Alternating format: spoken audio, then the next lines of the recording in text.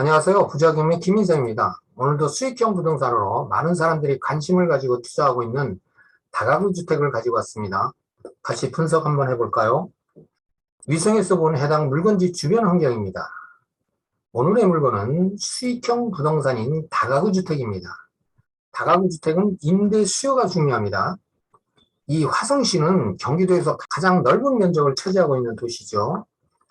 도시의 구성을 살펴보면 기아 자동차나 이 현대, 대기업을 비롯한 크고 작은 산업단지가 상당히 많습니다. 지도에서 보도 해당 물건지에서 반경 5, 6km 이내에 산단이 분포되어 있는 것을 볼 수가 있죠. 살펴보면 여기 다진 산업단지가 있네요. 상당히 가까운 거리에 있죠. 또 현대 인근에는 노화 산업단지, 석포 산업단지, 테크노 산업단지, 화성 첨단 제2산업단지, 장수 산업단지, 또 아래쪽에는 향남제약 일반 산업단지 엄청난 규모입니다. 또 팩토리 산업단지, 많은 산업단지가 분포되어 있는 것을 볼 수가 있죠. 이렇게 많은 산업단지의 종사자들이 해당 물건뿐만 아니라 인근 주택지에 임대나 매매 수요자라 할 수 있겠습니다.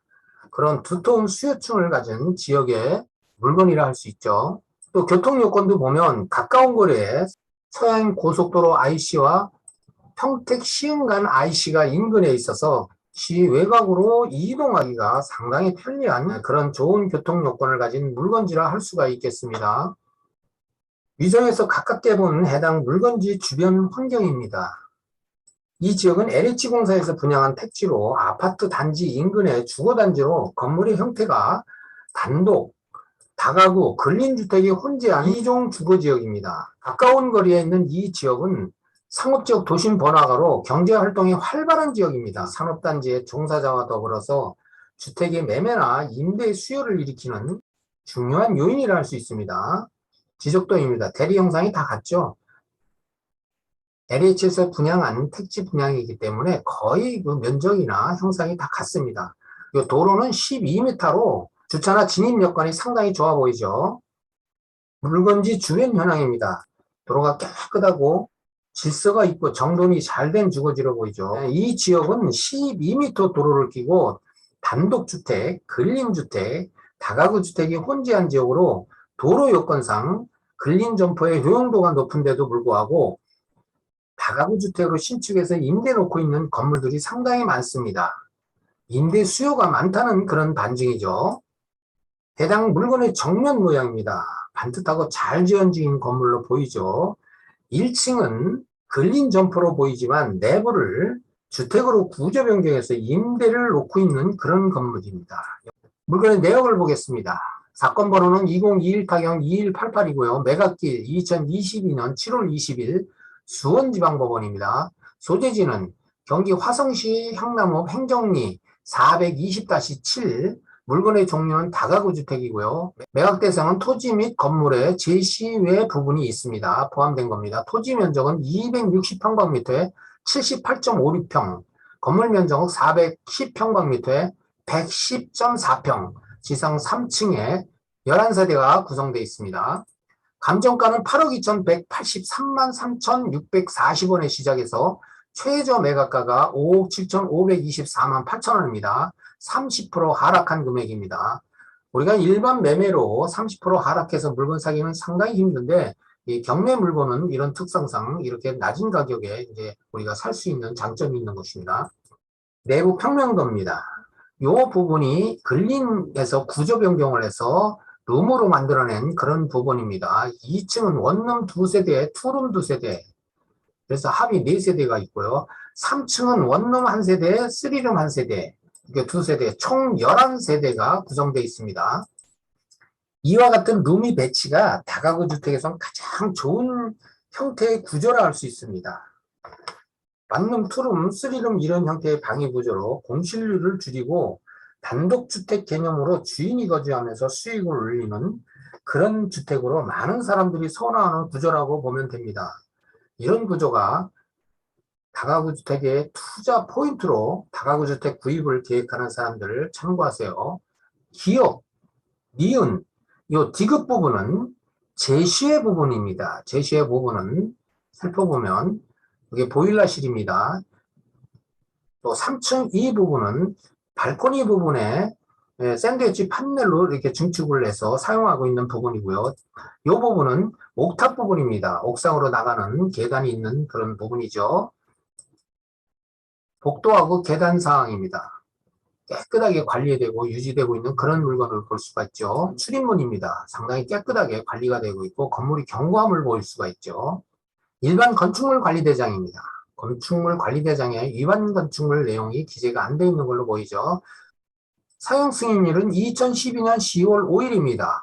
한 10년 정도 된 건물이죠. 지상 3층으로 허가된 것을 볼 수가 있고 1층에 단독주택과 2종 근린생활시설로 되어 있는데 이 부분이 구조 변경돼서 룸으로 지금 임대 놓고 있는 상황입니다.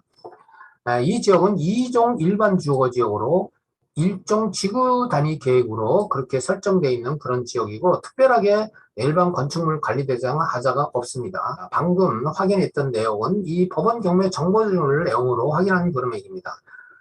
중요한 내용을 살펴보면 사건 번호는 2021-2188번으로 수원지방법원에서 진행을 하고 있고요. 예정 매각 기일은 2020년 7월 20일 10시 반에 광교 신청사 제101호 법정에서 시작을 합니다. 여기 청구 금액을 보면 3억 5,572만 9천 원으로 나와 있는데 이 금액을 보건대 이 물건이 취하되거나 대위 변제로 순위 변동이 될 가능성은 없는 물건으로 지금 판단이 되죠. 감정평가서입니다. 감정평가서 내용을 보니까 기준 시점이 2021년 4월 8일, 1년이 전 넘은 그 시점에 감정한 것을 볼 수가 있고, 토지 건물 제시의 건물이 포함돼서 일괄 매각돼서 8억 2,183만 3,640원으로 최초 매각이 시작된 것을 확인할 수가 있습니다. 매각 물건 명세서입니다. 목록 1은 이게 토지 부분입니다. 토지에 근저당하고 건물의 근저당이 설정일이 다른데 건물에 설정된 권리가 말소구진 권리입니다. 지금 인수되는 권리나 법정 지상권에 관련된 부분이 해당이 없습니다. 비고라를 보니까 일괄 매각에 제시의 건물이 포함된 걸 확인이 됐고요. 본건 건물은 공부상 단독주택과 제2종 근린생활시설이나 현황은 1에서 3층 다가구 주택 11가구로 이용 중에 있습니다. 주요 등기사항 요약을 보겠습니다. 말소기준 권리가 2012년 10월 17일 근저당이 말소기준 권리로 해당 권리의 소멸과 동시에 모든 권리는 다 말소가 됩니다. 토지에 있는 권리도 전부 말소가 됩니다. 인수되는 권리가 한 권리도 없습니다. 깨끗합니다. 해당 물건 권리분석 핵심 요약을 한번 해보겠습니다. 매각 물건의 범위는 방금 확인한 대로 토지 및 건물 제시의 부분 모두 포함해서 일괄 매각이고요. 임차인 권리 분석을 보니까 총 11세대 중 미권리 세대 2세대가 있었습니다. 104호하고 105호를 포함해서 권리 신고된 임차인 2세대 전부 후순위로 인도명령 대상자로 인수 금액이 없습니다. 등기사항 전부 증명서상의 권리 방금 확인한 대로 매수인이 인수할 선후수리 권리 없고 전부 말소 대상 권리입니다. 이 물건은 임차인이나 등기 권리상의 인수나 또 추가 부담할 그런 금액이 없는 그런 깨끗한 물건으로 판단이 됩니다. 해당 물건에 대한 가격 분석과 수익 분석을 살펴보겠습니다. 임차인 분석과 등기상의 권리 분석 못지않게 이 부분 상당히 중요하죠. 해당 물건지 도로명은 행정소로 1에서 3길로 인근의 국토교통부 실거래 가격을 한번 살펴보겠습니다. 이 부분이 단독주택 매매 사례입니다. 이 단독주택 매매 가격이 4억 5,300만 원에서 10억 4,400여만 원에 이렇게 거래된 것을 확인할 수 있는데 이 가격들은 토지 면적이나 건물 면적, 내용 연수, 위치에 따라 차이가 있습니다. 그렇지만 전부 해당 물건지 단지 내에 있는 물건들입니다. 단독주택은 다가구와 달리 수익이 발생하지 않는 그런 물건이죠. 다가구 주택의 매매 사례를 한번 보겠습니다. 다가구 주택도 인근 지역에 있는 그런 물건입니다. 여기서 10억 5천만 원에 거래된 것이 있고 6억 8천만 원에 거래된 물건이 있습니다.